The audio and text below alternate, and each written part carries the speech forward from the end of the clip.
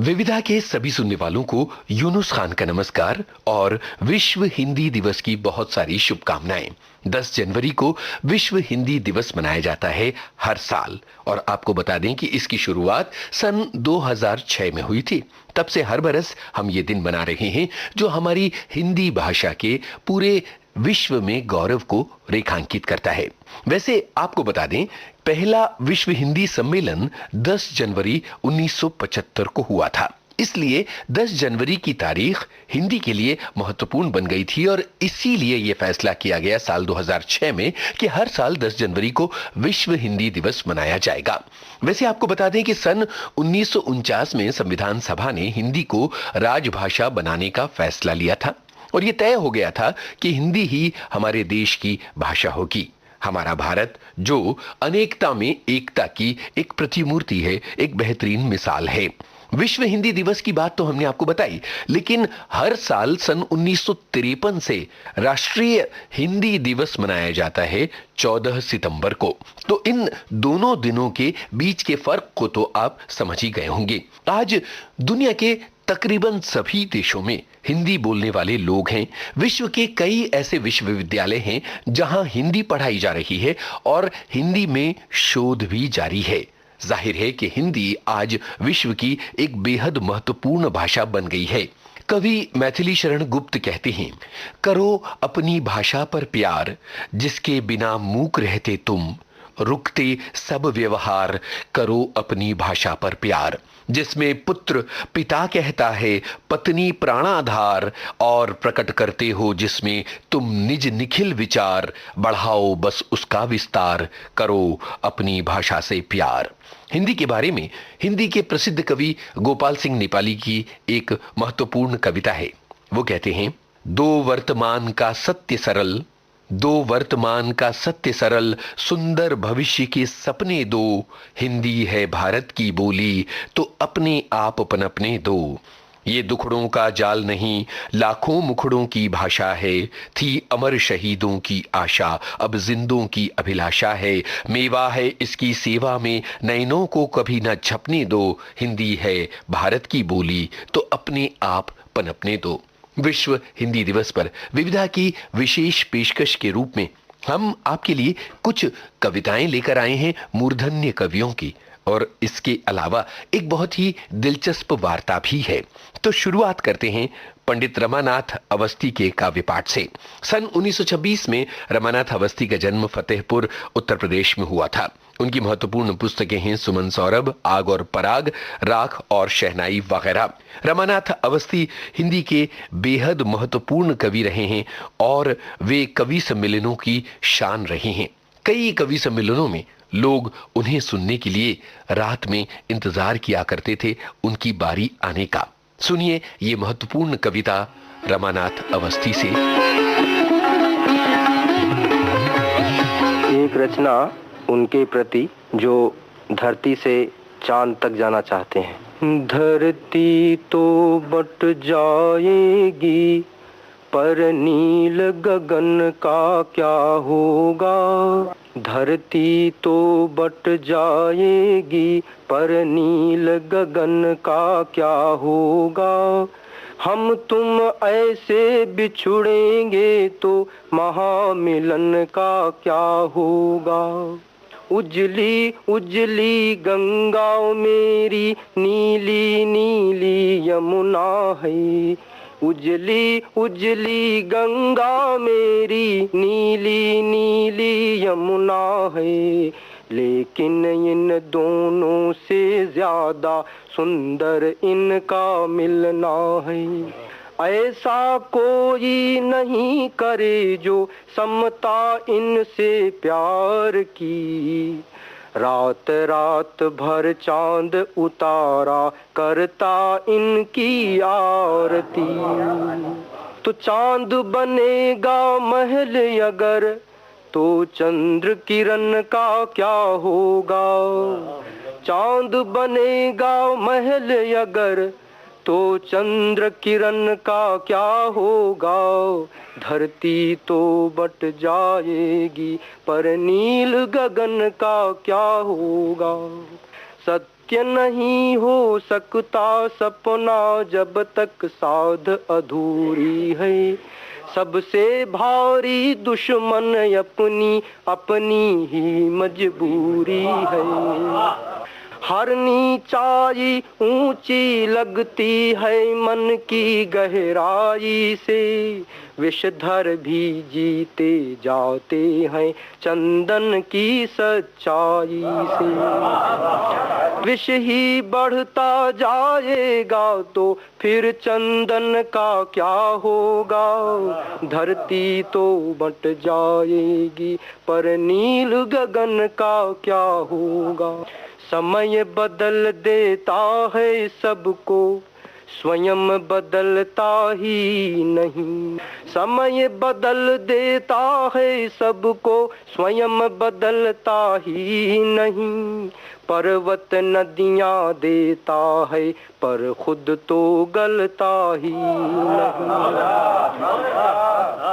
समय बदल देता है सबको, स्वयं बदलता ही नहीं। पर्वत नदियाँ देता है पर खुद तो गलता ही नहीं। लेन देन होता है जिससे मुश्किल कुछ आसान हो। नाश न आए पास हमारे निर्भय हर इंसान हो। तो महानाश ही ध्येय रहा, महानाश ही ध्येय रहा तो नए सृजन का क्या होगा।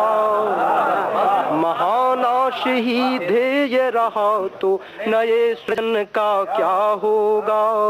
धरती तो बंट जाएगी पर नील गगन का क्या होगा। आखिरी अंश है कि लालच तो आंखों वाले को भी अंधा कर देता है। लालच तो आंखों वाले को भी अंधा कर देता है। झूठे रंग दिखाकर हमसे सच्चे रंग ले लेता है।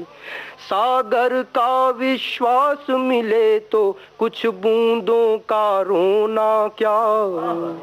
सागर का विश्वास मिले तो कुछ बूंदों का रोना क्या। मन का संयम बना रहे तो फिर माटी और सोना क्या। सागर का विश्वास मिले तो कुछ बूंदों का रोना क्या। मन का संयम बना रहे तो फिर माटी और सोना क्या।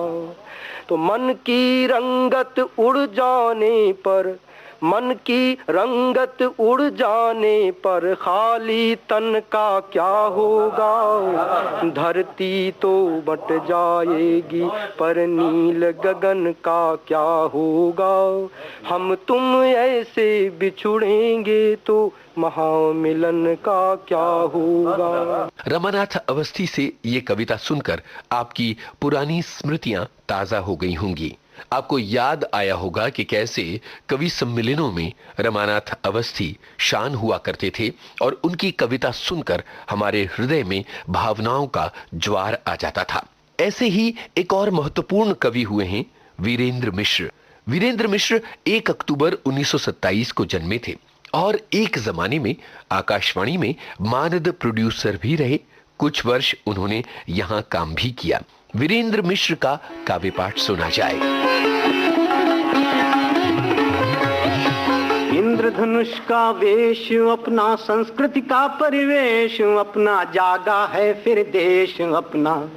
मौन क्यों रागिनी, बोल वीणा वादिनी।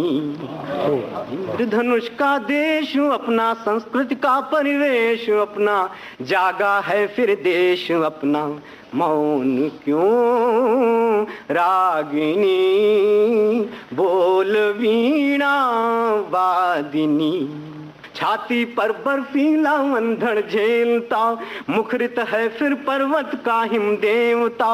मलयानिल करता है उसकी आरती, जयमाला पहनाती भारत भारती। मलयानिल करता है उसकी आरती, जयमाला पहनाती भारत भारती। पूजन वेला में गाती आराधना, युग का अभिनंदन करती है साधना। पूजन वेला में गाती आराधना, युग का अभिनंदन करती है साधना। फूल रक्त का खिलता कुमकुम थाल पर, कंकर का टीका शंकर के भाल पर। ये शताब्दियों की है पावन लावनी, खेत और खलिहान बनी हैं छावनी। स्वागत को हर द्वार सजा ले वीर मनीषी गीत वाले, सूर्यम पश्या प्रीति वाले। कह रहा पुरुवा उर्वशी तू लौट आ।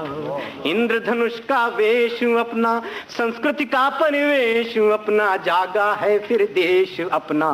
मौन क्यों रागिनी बोल वीणा वादिनी।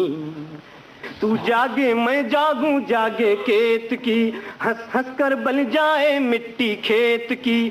फूलों को चिंता हो अपने बाग की, गायक को चिंता हो अपने राग की।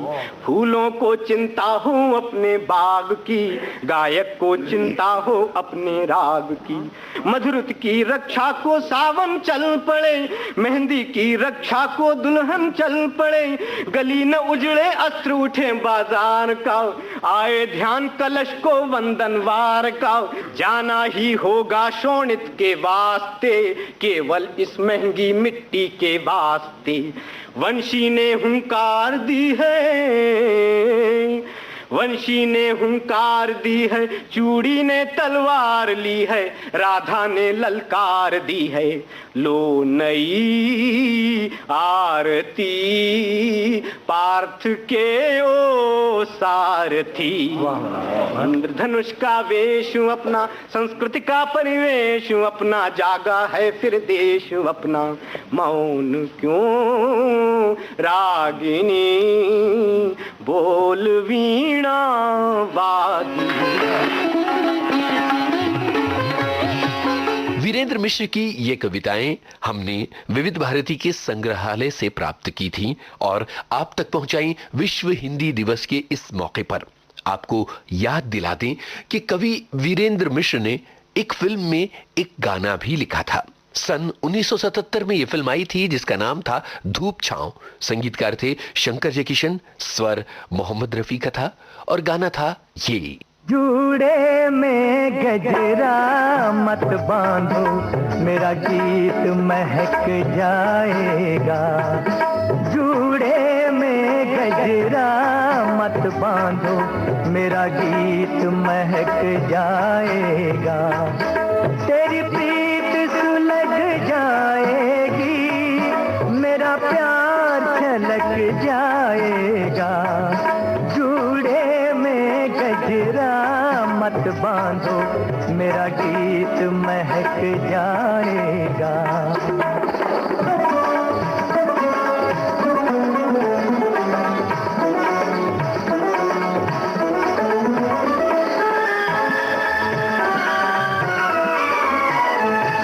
जितनी नजर झुकाओगी तुम, उतनी नजर लगेगी तुमको। जितनी नजर झुकाओगी तुम, उतनी नजर लगेगी। नैनों में कजरा मत डालो, नैनों में कजरा मत डालो, कोई राह भटक जाएगा। जूड़े में गजरा मत बांधो, मेरा गीत महक जाएगा। तेरी प्रीत सुलग जाएगी, मेरा प्यार छलक जाएगा। और जूड़े में गजरा मत बांधो, मेरा गीत महक जाएगा। विश्व हिंदी दिवस पर विविधा की ये विशेष पेशकश है जिसमें हम आपके लिए लेकर आए हैं अपने संग्रहालय से हिंदी की कुछ अनमोल कविताएं और एक बहुत ही दिलचस्प वार्ता। मनोहर श्याम जोशी हिंदी के प्रसिद्ध रचनाकार रहे हैं। कुरु कुरु स्वाहा, कसप, हरिया हरक्यूलिस की हैरानी जैसी उनकी पुस्तकें बेहद लोकप्रिय रही हैं।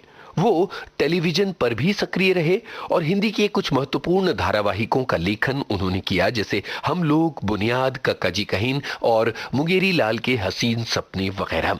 उन्होंने कुछ फिल्में भी लिखी थीं।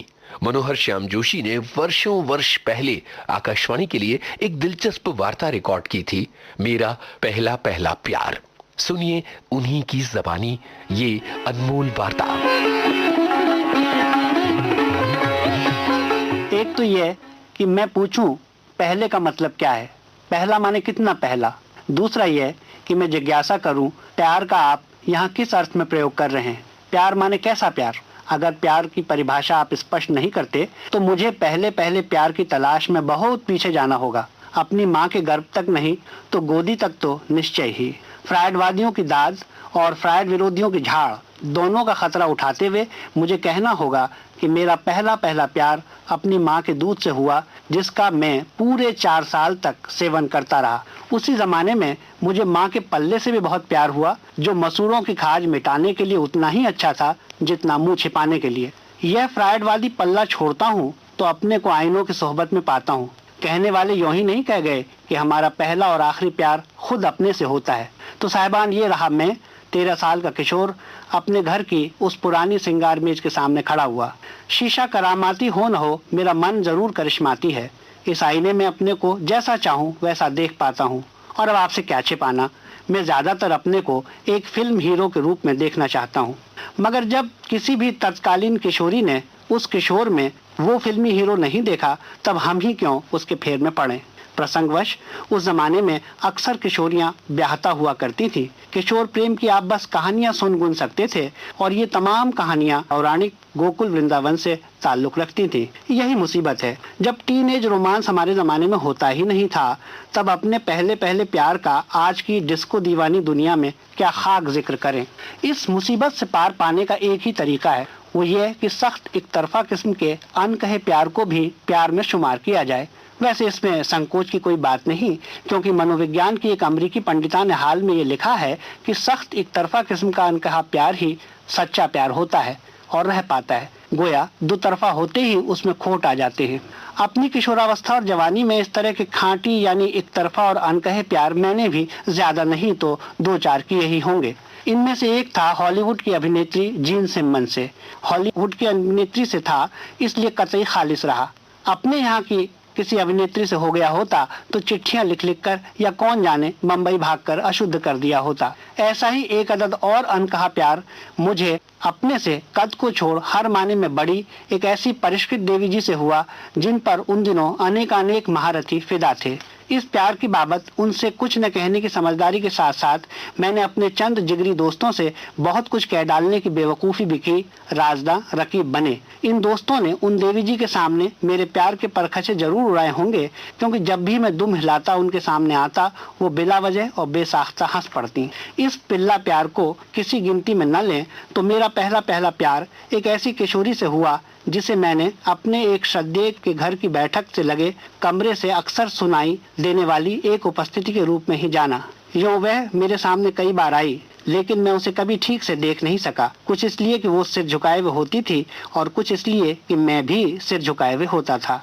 मैं उसे देखूं भला कब मुझसे देखा जाए है वाली मनस्थिति। इस प्यार के बारे में मैंने किसी से कुछ नहीं कहा। यही नहीं, कभी किसी से उस किशोरी के बारे में कुछ पूछा भी नहीं। तब बरसों बाद एक मर्तबा पूछकर भूल ही की, क्योंकि पता चला वह ईश्वरीय प्रेम में आस्था रखने वाले एक संप्रदाय में शामिल हो गई थी कुछ ही सालों बाद। आपत्ति हो सकती है कि यह भी कोई प्यार हुआ, सिरफिरापन है परले दर्जे का। तो प्लेटो कह ही गए हैं प्यार एक भयंकर दिमागी बीमारी है, और नेपोलियन फरमा गए हैं कि प्यार से जीतने का एक ही उपाय है, मैदान छोड़कर भाग जाइए। मगर साहब, मैदान छोड़ता कौन है? चिर संभाव्य है प्यार। अगर ये माना जाए कि एक ही बार होता है तो फिर जब वो हो चुके आत्महत्या कर लीजिए। यूरोप में एक दौर में प्यार की बुलंदी ऐसी खुदकुशी में ही देखी गई थी, लेकिन मैं समझता हूँ कि जीना मरने से बेहतर है। इसलिए मैं कहता हूँ कि मेरा अगला अगला प्यार मेरा पहला पहला प्यार होगा। यादें बूढ़ी होनी चाहिए, तमन्नाएं जवान। मेरा पहला पहला प्यार, मनोहर श्याम जोशी की ये वार्ता अभी आपने सुनी। विविधा का ये अंक विश्व हिंदी दिवस पर विशेष है और हमने अपने संग्रहालय से कुछ अनमोल मोती निकाले हैं जिन्हें हम आप तक पहुंचा रहे हैं। एक दिलचस्प बात आपको बताते हैं। केदार शर्मा हिंदी फिल्मों के एक जाने माने निर्माता निर्देशक रहे हैं। उन्होंने एक फिल्म 2 बार बनाई थी। भगवती चरण वर्मा की कृति चित्रलेखा पर आधारित ये फिल्म पहली बार सन 1941 में बनी थी, जब इसके मुख्य कलाकार थे मेहताब, नांदरेकर और A.S. ज्ञानी वगैरह। लेकिन आगे चलकर केदार शर्मा को ऐसा लगा कि वो इस कृति के साथ न्याय नहीं कर पाए और उन्हें इसे दोबारा बनाना चाहिए। साल 1964 केदार शर्मा ने चित्रलेखा को दोबारा बनाया। इस बार इसके मुख्य सितारे थे अशोक कुमार, मीना कुमारी और प्रदीप कुमार वगैरह। हिंदी सिनेमा की एक अनमोल संयोग की गाथा है ये, जब एक ही निर्देशक ने एक ही कहानी को 2 बार बनाया और वो हिंदी की एक प्रसिद्ध कृति पर आधारित थी। वैसे आपको बता दें कि आकाशवाणी के अलग अलग केंद्रों में चित्रलेखा पर आधारित नाटकों का प्रोडक्शन कई बार हुआ है। चित्रलेखा की ये नाट्य प्रस्तुतियां विविध भारती के नाट्य तरंग और हवा महल कार्यक्रमों में आप तक पहुंचाई जाती रही हैं। आज हम आपके लिए लेकर आए हैं चित्रलेखा पर आधारित रेडियो धारावाहिक का एक अंश।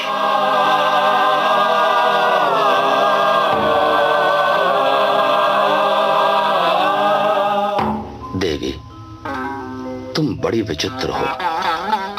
तुम्हें समझना बड़ा कठिन है। मेरे व्यक्तिगत जीवन के संबंध में तुम्हारे लिए इतनी उत्सुकता दिखाना कहाँ तक उचित है?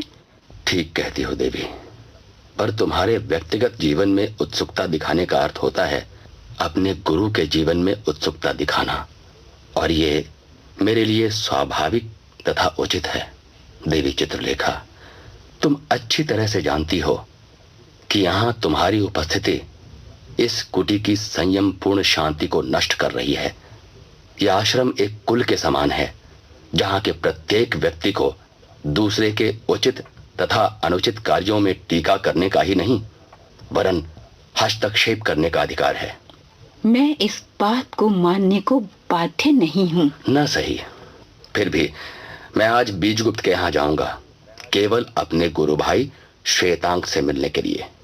देवी, मैं फिर प्रार्थना करता हूं कि एक बार तुम और विचार करो और तुम हम लोगों पर दया करो। दया? किस पर दया करने को कह रहे हो? और किससे दया करने को कह रहे हो? तुम वधिक से दया की आशा करते हो? देवी, तुम संहारकर्ता से निर्माण कराना चाहते हो? भूलते हो, भूलते हो।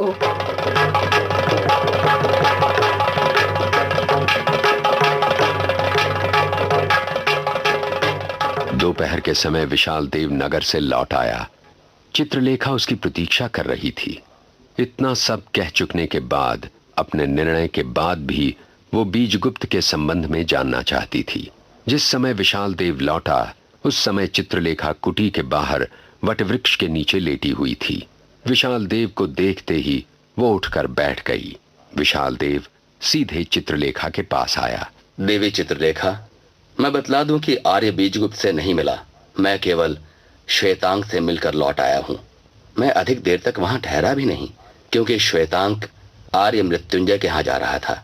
मैं भी उसके साथ वहां तक बातें करता हुआ गया। इसके बाद वो भीतर चला गया और मैं लौट आया।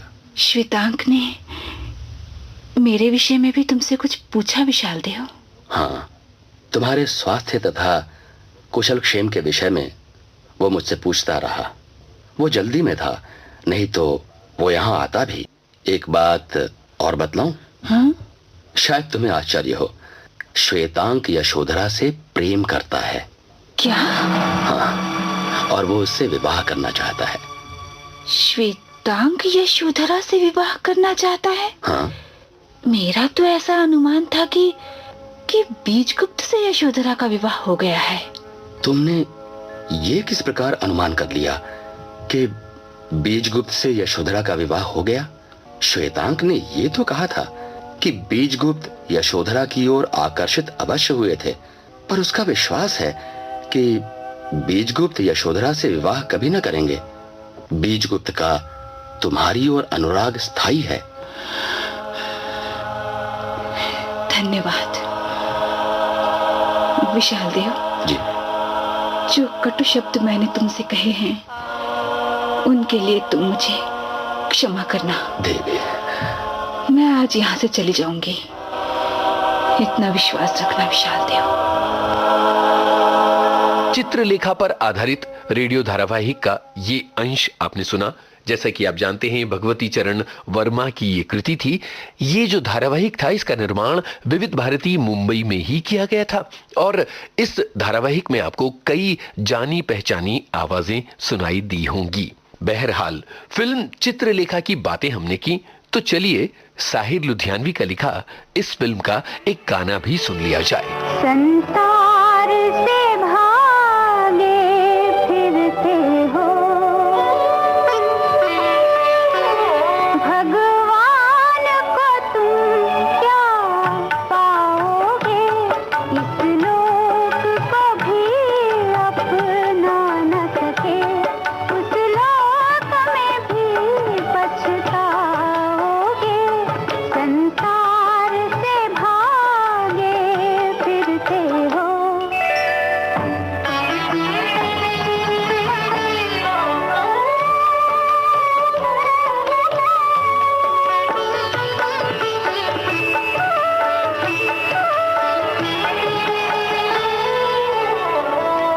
ये पाप है क्या, ये पुण्य है क्या, रीतों पर धर्म की मोहरे है। ये पाप है क्या, ये पुण्य है क्या, रीतों पर धर्म की मोहरे है, रीतों पर धर्म की मोहरे है। हर युग में बदलते धर्मों को कैसे आदर्श बनाओगे। संसार से भागे फिरते हो।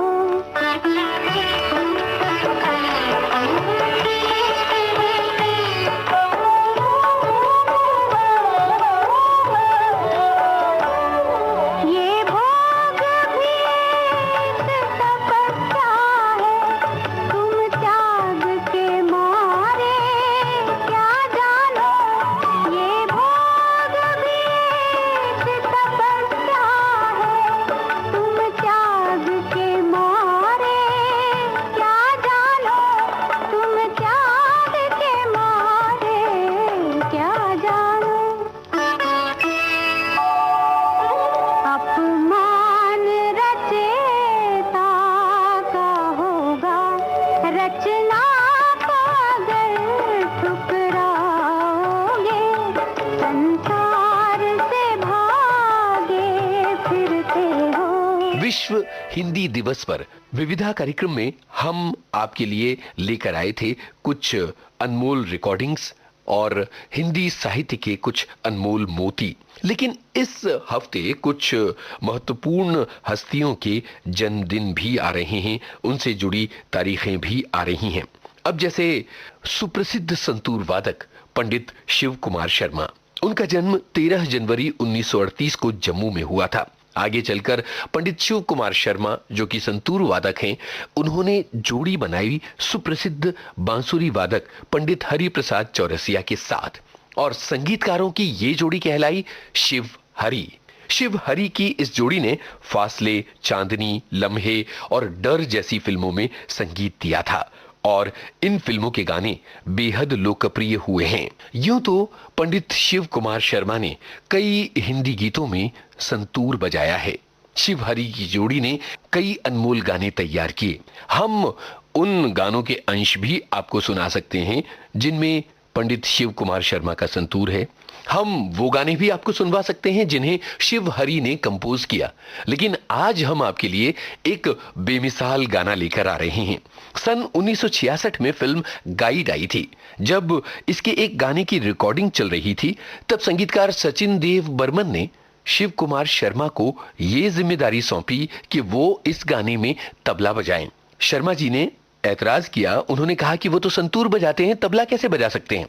तो सचिन देव बर्मन ने ये कहा कि वो ये जानते हैं कि शिव कुमार शर्मा तबला भी बजा सकते हैं, और इस तरह से इस गाने में पंडित शिव कुमार शर्मा ने बेमिसाल तबला बजाया है। पंडित शिव कुमार शर्मा को जन्मदिन की बधाइयां देते हुए गाइड फिल्म का ये गाना सुनते हैं और उनकी प्रतिभा को सलाम करते हैं। पिया तो से लेना लागे रे, जाने क्या हो अब आगे रे, लेना लागे रे, पिया तो से।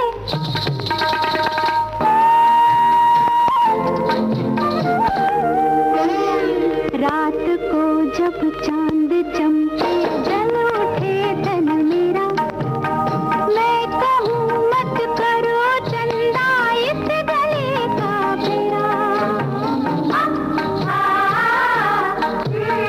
रात को जब चांद चमके जल उठे तन मेरा, मैं कहूँ मत करो चंदा इस गली का फेरा।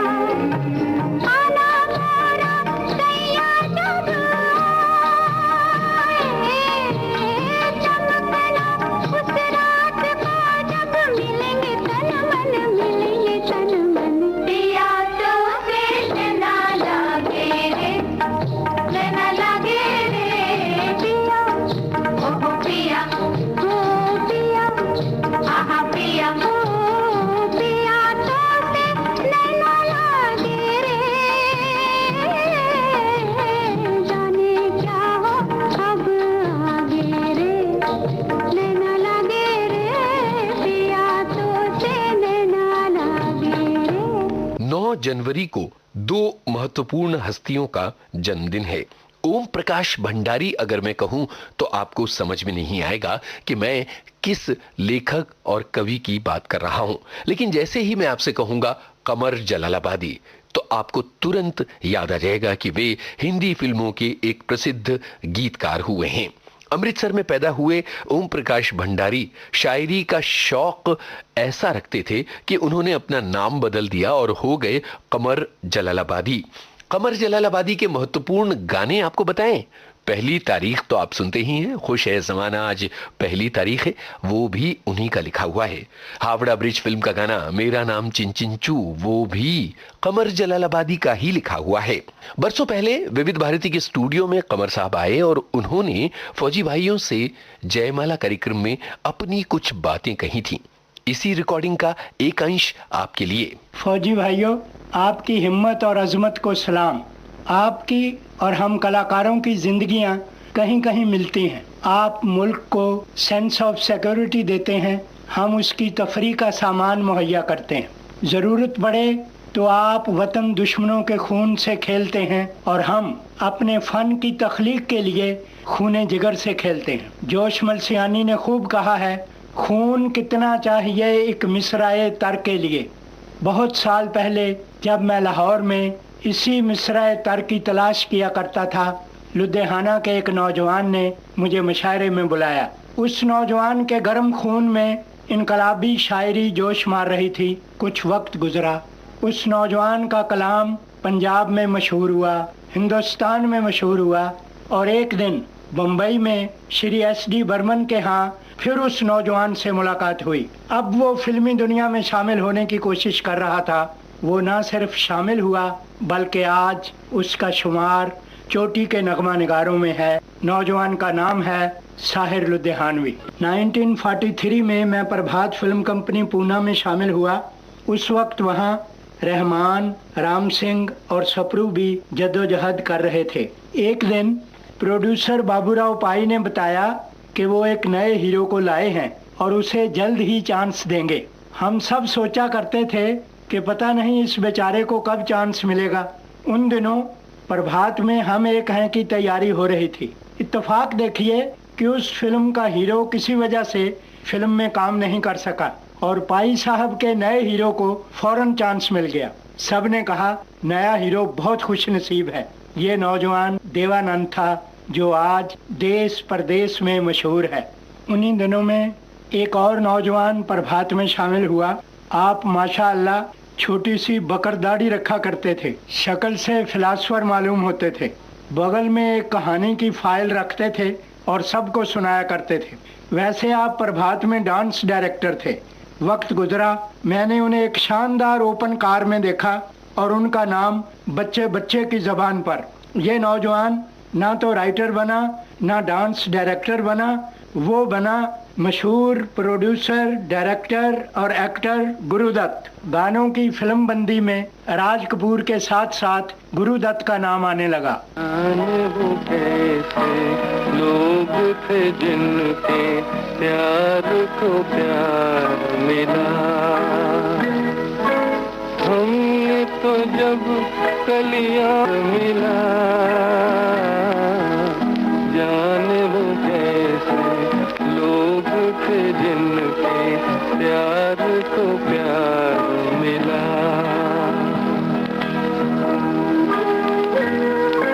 खुशियों की मंजिल ढूंढी तो गम की गर्द मिली। चाहत की नग़्मे चाहे तो आहे सर्द मिली। दिल के बोझ को दूना कर गया जो गम खार मिला। हमने तो जब कलियां मांगी कांटों का हार मिला। जाने वो कैसे लोग थे जिनके प्यार को प्यार मिला। डायरेक्टर मनमोहन देसाई की पहली फिल्म छलिया थी जो उन्होंने अपने भाई सुभाष देसाई के लिए डायरेक्ट की थी। संगीत कल्याण जी आनंद जी का था। कल्याण जी आनंद जी को संगीत का पहला चांस सुभाष देसाई देना चाहते थे। कल्याण जी घबराए और भाग निकले, लेकिन सुभाष देसाई ने उनका पीछा नहीं छोड़ा और आखिर उन्हें म्यूजिक डायरेक्टर बनाकर ही दम लिया। लीजिए छलिया का गाना सुनिए। इसके बोल मेरे लिखे हुए हैं। हजरत कतील शफाई ने एक मुलाकात में इस गीत को सराहा। मैं उनकी कदरदानी का तहे दिल से शुक्रगुजार हूँ। वो गाना ये है। तेरी राहों में खड़े हैं दिल थाम के, हाय हम हैं दीवाने तेरे नाम के। तेरी राहों में खड़े हैं दिल थाम के, हाय हम हैं दीवाने तेरे नाम के। मेरी अखियों के नूर मेरे दिल पे सुरूर, चाहे रहो दूर दूर तुझे पाना है जरूर। तेरी राहों में खड़े हैं दिल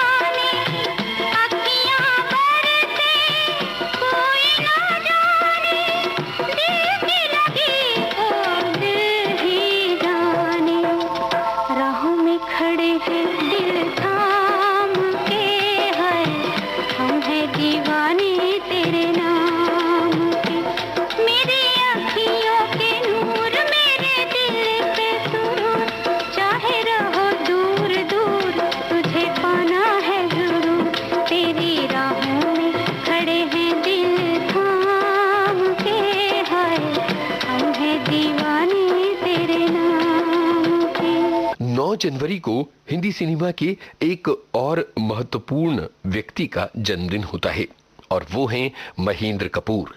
महेंद्र कपूर को कौन नहीं जानता। फिल्म उपकार का गाना मेरे देश की धरती तो जैसे उनकी पहचान बन चुका है। विविध भारती के स्टूडियो में आकर उन्होंने अपनी यादों के उजाले बांटे थे हमारे साथ। सुनिए उसी रिकॉर्डिंग का एक अंश।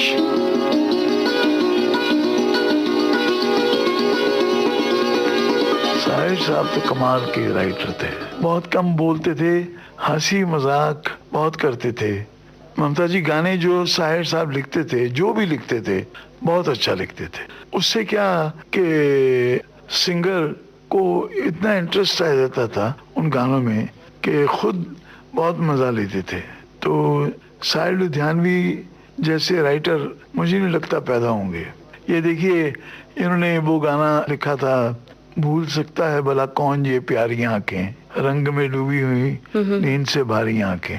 मैं आपको इंस्टेंस सुनाऊं इसका। एन दत्ता जी रिहर्सल मुझे करा रहे थे और इतनी देर में दिलीप साहब आ गए। दिलीप साहब आके लेट गए और सुनने लगे गाना। उसमें एक अंतरा आता है, तुम जो नजरों को उठाओ तो सितारे झुक जाएं, तुम जो पलकों को झुकाओ तो जमाने रुक जाएं, क्यों ना बन जाएं इन आंखों की पुजारी आंखें। जब ये सुनाना दिलीप साहब ने, उन्होंने कहा ओह तौबा मेरी, ये साहिर है ना दत्ता? दादा ने कहा हाँ जी। और फोन लगाओ साहिर को। वो फोन लगवाया। उन्होंने कहा साहिर साहब आपने कमाल कर दिया, क्या थॉट लेकर आए हैं गाने में, आपका मुकाबला नहीं हो सकता। अब साहिर साहब तो बेचारे हमेशा चुप रहते थे, हैं जी, कॉम्प्लीमेंट्स हमेशा चुप ही एक्सेप्ट करते थे। उन्होंने कहा बस दिलीप साहब आपकी मेहरबानी है कि आपने पसंद किया।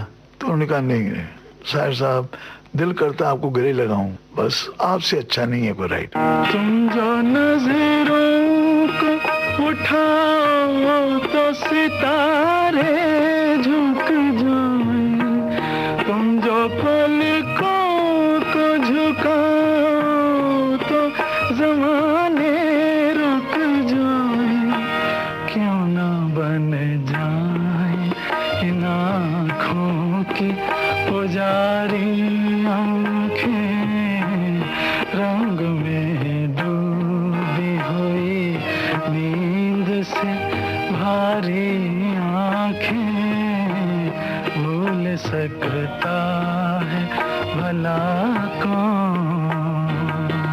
अच्छा, गायक और गीतकार का बड़ा ही खूबसूरत सा रिश्ता होता है। जैसे बहुत सारे गाने साहिर साहब के हैं, हसरत जयपुरी के गीत हैं, इंदिवर साहब के हैं, आपने गाए हैं। देखिए ममता जी, ऐसा था कि सबका अपना अपना नेचर है। साहिर साहब कभी इंटरफियर नहीं करते थे गाने में। सिंगर जैसे गाए, वो म्यूजिक डायरेक्टर और सिंगर का काम है। प्रोनाउंसिएशन तो हम लोगों से टचवुड खराब होते नहीं थे, तो साहिर साहब कभी नहीं बोलते थे बीच में, सिर्फ बोलते थे, भरत व्यास जी बोलते थे, ओ पट्टे इसको ऐसे नहीं ऐसे बोलो यार, ये अच्छा लगेगा, तो बोलना पड़ता था। और हसरत जयपुरी जी का उनकी खासियत ये थी, उनका एक गाना मैंने गाया था जय किशन जी का, खो गया है मेरा प्यार। अच्छा, जय किशन जी ढूंढता हूँ मैं मेरा प्यार कहते थे, तो जब वो ढूंढता हूँ मैं मेरा प्यार कहें तो मैं हसरत साहब की तरफ देखूं कि ये कुछ कह ही नहीं रहे इनको, कि असली वर्ड तो ढूंढता हूँ मैं मेरा प्यार है। तो हसरत जी ने इशारा किया चलने दो चलने दो। फिर इतनी देर में जय किशन जी उठ के गए, तो मैंने हसरत साहब को कहा ये ढूंढता हूँ मैं मेरा प्यार में गाऊंगा। अब लोग तो सिंगर को बदनाम करेंगे ना कि ढूंढता हूँ मैं मेरा प्यार कैसे गाया, ढूंढता हूँ नहीं गाया। उसने कहा पट्टे जैसे जय बोलते हैं ऐसे ही गाओ, नहीं तो जय किशन को पूछ लो। मैंने कहा ये अच्छा। इतनी देर में जय साहब आ गए।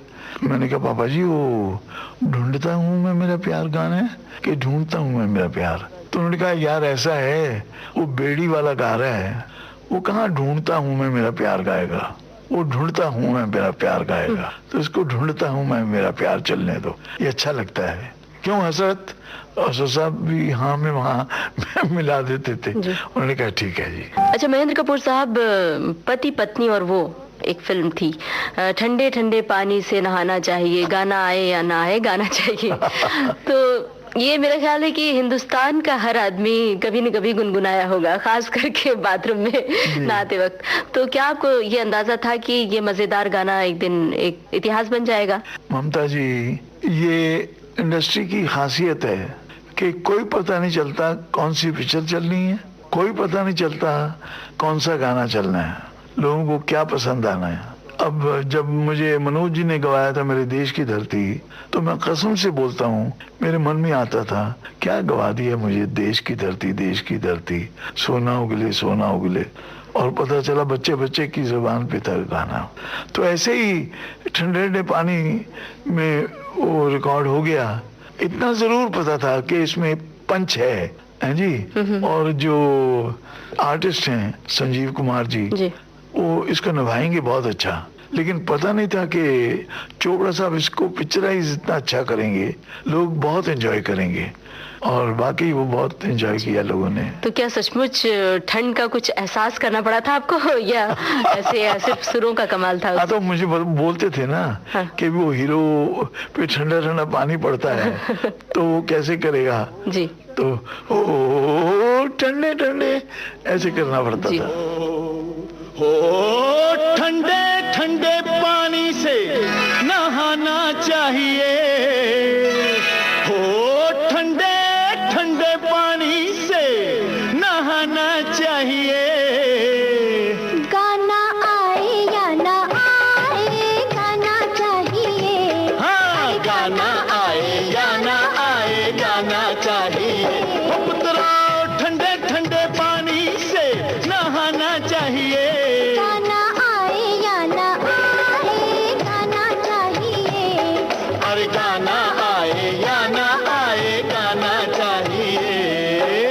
अच्छा महेंद्र साहब, दिलीप कुमार और मनोज कुमार के लिए आपने खूब गाया है, आपके दिल के करीब कौन से गाने रहे हैं, उन गानों का जिक्र कीजिए। देखिए, गाने तो हर सिचुएशन के होते हैं। जैसे गोपी में गाया था वो मैंने रामचंद्र कह गए सिया से, बड़ा अच्छा लगता था वो, क्योंकि वो नया थॉट था। तो राइटर थे राजेंद्र कृष्ण जी, वो भी कहीं ना कहीं से टोटका ढूंढ के लाते थे। तो ये गाना हुआ। फिर उसके बाद जो मुझे खास पसंद था अपना गाया हुआ जी, शक्ति फिल्म का बहुत अच्छा था। कौन सा? मांगी थी एक दुआ जी, जो कबूल हो गई।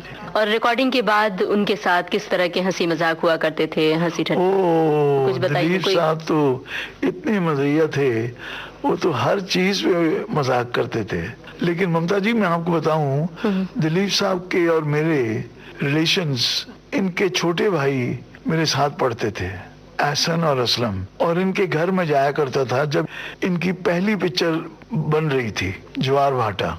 और इनके भाई नासिर खान वो बहुत मशहूर थे। तो इनके भाई जब मिले मुझे तो वो कहते थे हमारा भाई नासिर खान है। तो मैंने कहा नासिर खान आपके भाई हैं? बोले हाँ। और एक और भाई हमारा आ रहा है अब, दिलीप कुमार उसका नाम है, असली नाम यूसुफ है, तुम आओगे मिलने? मैं क्यों नहीं। तो संडे के रोज मैं चला गया बांद्रा गया। तो तब से मतलब मेरी दोस्ती हो गई। तो दिलीप साहब मुझे अपना छोटा भाई मानते थे हमेशा।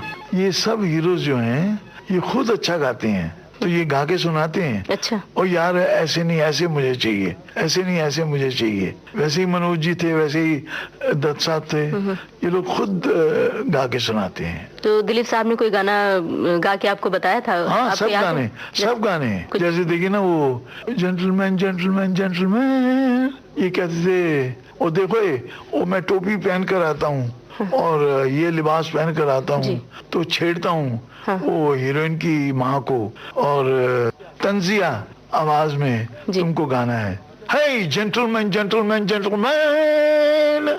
कहता परवाह नहीं कर, ऐसे ही होना चाहिए। जेंटलमैन जेंटलमैन जेंटलमैन, आप मिला ले मुझसे नैन, लंदन से आया मैं बन ठन के, हे लंदन से आया मैं बन ठन के।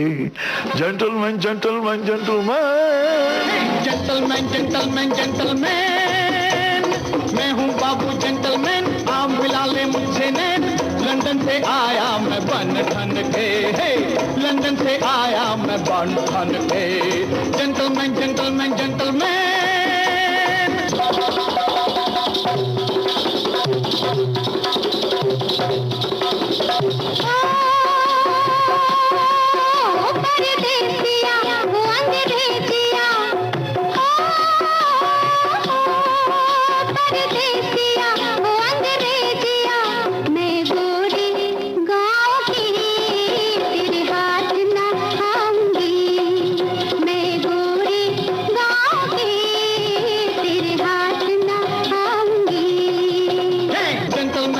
Gentleman gentleman. विविधा कार्यक्रम के इस अंक को हमने सजाया साहित्य के रंगों से और फिल्म के कुछ महत्वपूर्ण व्यक्तित्वों के काम से। चलते चलते विविधा कार्यक्रम में एक और महत्वपूर्ण व्यक्ति को याद करना जरूरी है। 12 जनवरी 1992 को इस नश्वर संसार से विदा हो गए थे जाने माने गायक पंडित कुमार गंधर्व। पंडित कुमार गंधर्व पर श्यामरंग शुक्ल सुना रहे हैं अपनी वार्ता। स्वतंत्रता के बाद आज संगीत जिस मोड़ पर खड़ा है, यदि इसे विकास माना जाए तो इस विकास यात्रा में पंडित कुमार गंधर्व का अहम योगदान है। कुमार गंधर्व स्वभाव से क्रांतिकारी एवं स्वतंत्र चेता थे। उनकी सोच में विवेक एवं तर्क दोनों का समावेश था।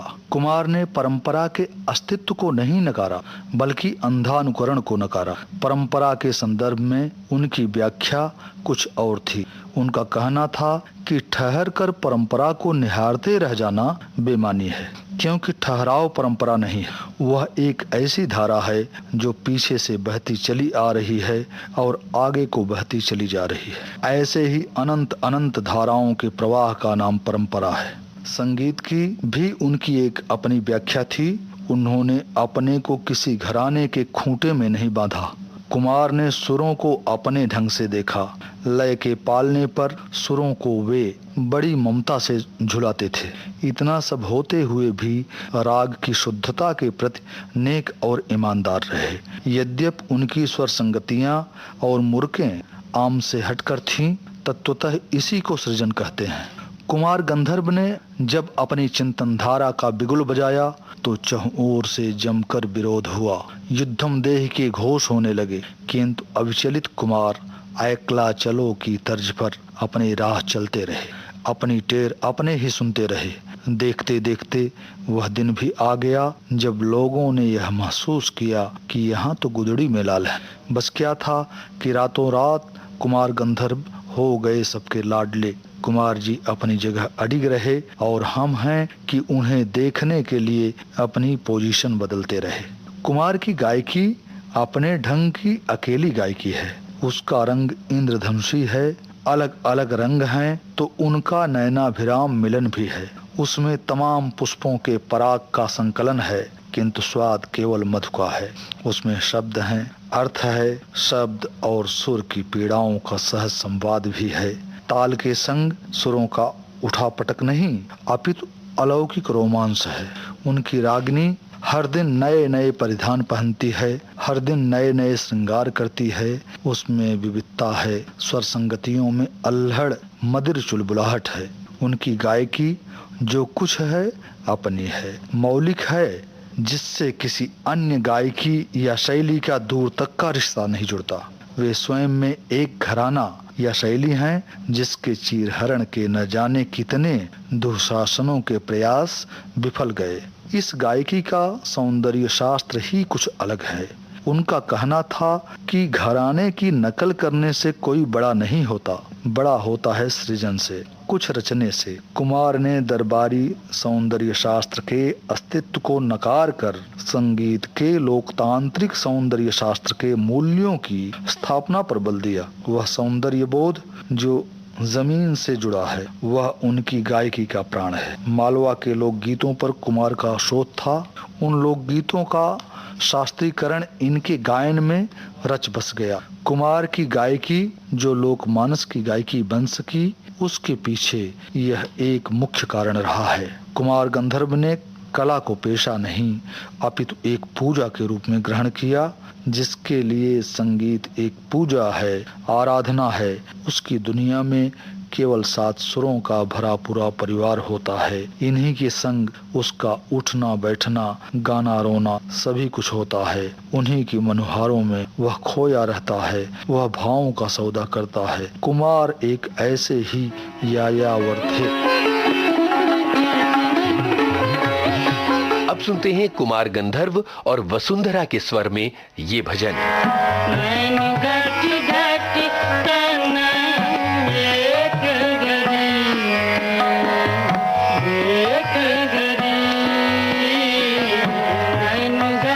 घट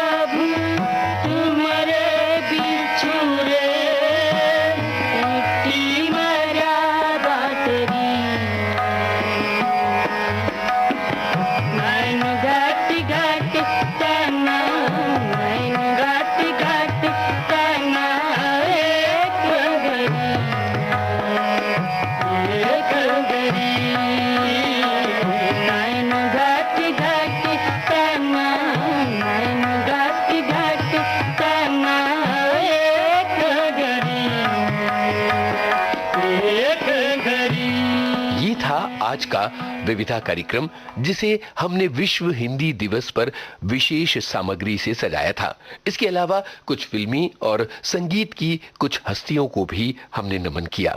हमने जन्मदिन की बधाई दी पंडित शिव कुमार शर्मा को। हमने याद किया कमर जलालाबादी और महेंद्र कपूर को भी। आज के इस कार्यक्रम में पंडित रमानाथ अवस्थी, वीरेंद्र मिश्र, मनोहर श्याम जोशी और कुमार गंधर्व जैसे स्वर आप तक पहुंचे। आशा है विविधा का ये अंक आपको पसंद आया होगा। इस कार्यक्रम के प्रस्तुतकर्ता हैं हर्षवर्धन गवई और आपका निवेदक यूनुस खान। तो अब दीजिए इजाजत, अगले सप्ताह कुछ और